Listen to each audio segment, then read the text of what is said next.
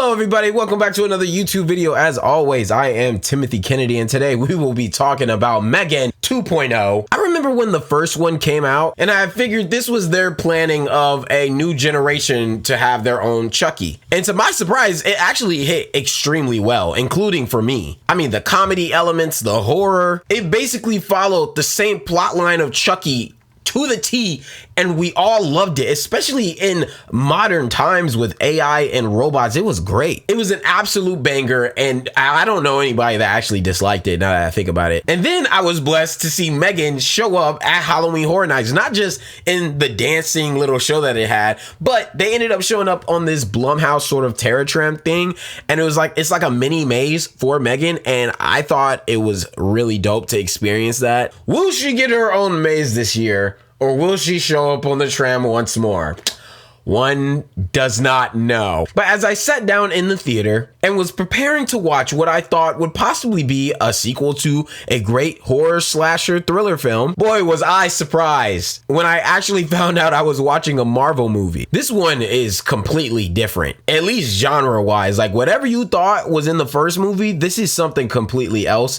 Except the comedy elements are still there. But to my surprise, I slightly still enjoyed myself when I watched it. I'm gonna go ahead and get into some more details, but if you guys like movies, TV shows, and all things that have to do with the entertainment industry, please consider hitting that subscribe and like button. The Wolf God family would love some more moviegoers. We're movie people in arms, okay? We gotta stick together.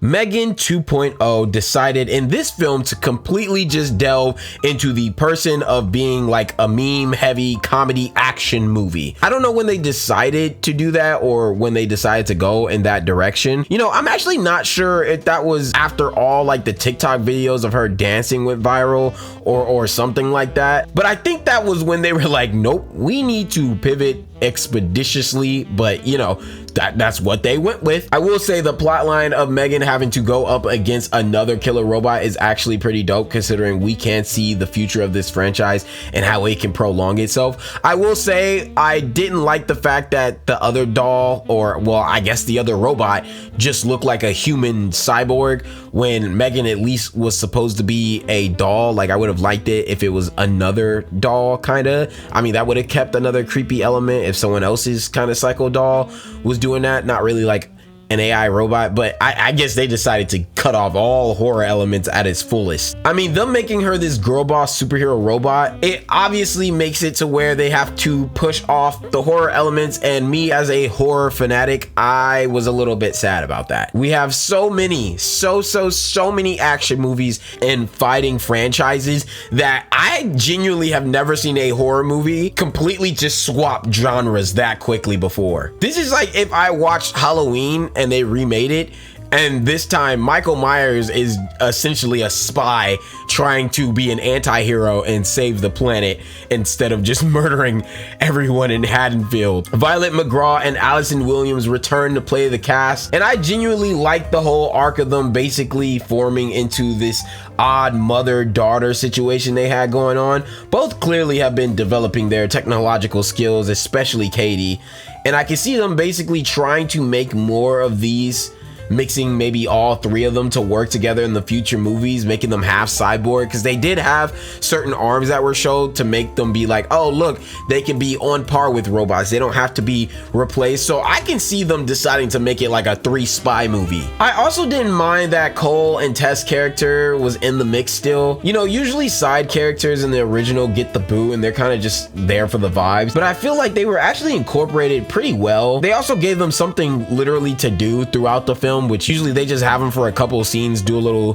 boop boop boop beep beep, and then they just kind of like go off into the sunset. But I think my biggest pull of why I liked it more and not just mad that it was not a horror movie was the fight sequences. Look, if you're gonna turn a horror into a full comedy action movie, the fights and the jokes, they better be hidden, okay? They better be spot on. Ivana Sakno, who plays Amelia, did a fantastic job playing this overwritten psycho robot that was just basically a monster spy sent to take over the world. And the fight that they played out between Megan and her was actually so dope, seeing the two different sort of robotic components both of them had. I enjoy the advancements that they actually were able to incorporate through the movie. Like the robotic arms or the EMP guns that they gave, it allowed us to see, okay, well, at least the humans are not only at the mercy of these advanced robots. They can do something themselves, which is why I say I feel like in future movies they may be incorporating those two to maybe join Megan to save the world. Now that we clearly see both of them are capable, both of them have fighting techniques that they can use, and we can just basically go on from there. I will say the reception for this movie, probably it hasn't been the best. I know people probably are more than likely choosing F1 over watching Megan. I just think maybe if Megan came out during the Halloween season, even though it was planning to be an action movie, there was a higher chance that it would do well.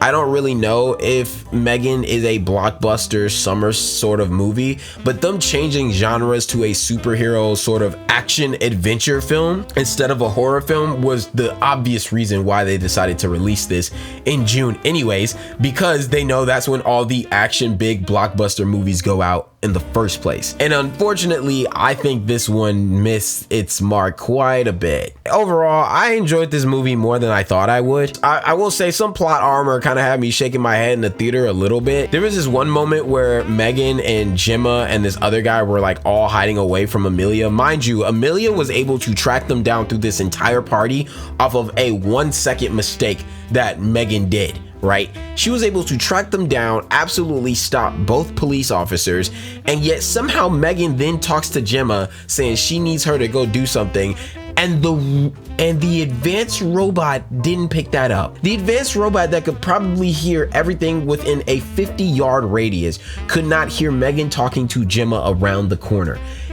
Yeah, okay, sure. I think Shawty must have glitched. That's the only explanation I can come up with. This was one of the rare times where I don't think I'm going to fully crash out that they took one of my horror movies and turned it into a action fighting adventure movie. Would I like for them to return back to that in 3? Yes. I don't know, man. It's like if Chucky 2 came out and Chucky, instead of being a deranged serial killer who came back for revenge for what happened to him, decided he was an anti-hero working with the dude who abandoned him, and then decided to save the world, you know, to stop a uprising of dolls. Wait, that might not be a bad idea. Anyways, that's all for me. Please comment down below. Let me know your thoughts. What did you guys think of Megan 2.0? Did you like it? Did you dislike it? Don't forget to hit that like and subscribe to see some more of your boys' content. You like the yapping just a little bit. But anyways, as always, I am T Kennedy, and I will see you guys in the concession stands.